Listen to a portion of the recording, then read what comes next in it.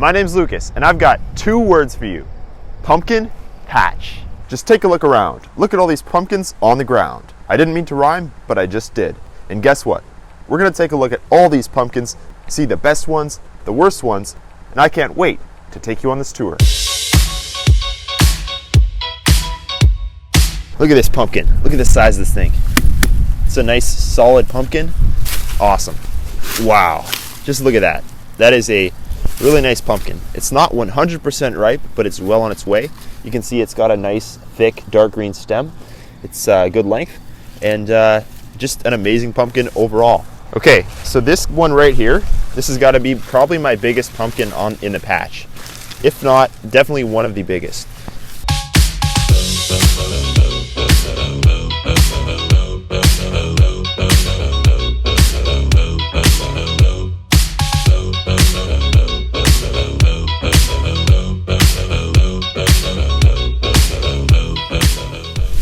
I mean, just look at the size of this pumpkin. This may just be the biggest one in my whole pumpkin patch.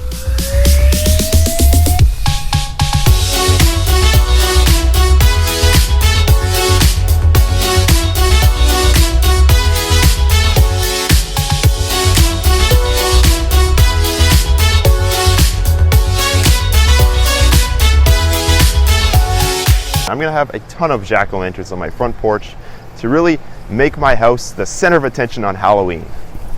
I just really wish you guys could come out here and take a look, because really on camera you don't see just how fantastic this pumpkin patch really is. So I grew a lot of the classic orange jack-o'-lantern type pumpkins, but I also did grow some fancy ones.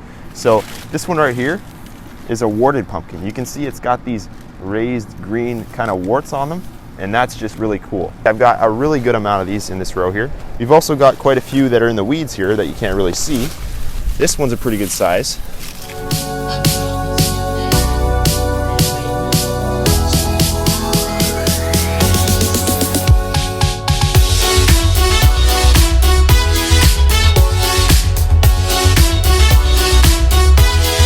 And overall, the warted pumpkins have done very well for me this season. I also wanted to grow some pie pumpkins because I love eating pumpkin pie. So you can see a lot of the pumpkins are very small, probably smaller than they even should be, but you can see they're pretty cute little pumpkins. This is the nicest pumpkin I have on my whole farm. Look at that. That is just beautiful. That would win top prize at the county fair, hands down, bar none. Best pumpkin in the world. And here at this end of the pumpkin patch, I've got a row of white pumpkins. Now, this pumpkin right here, you can see it's white, and it's a fairly small sized pumpkin. And they look pretty nice, pretty cool. They're a bit unique, and that's why I grew them.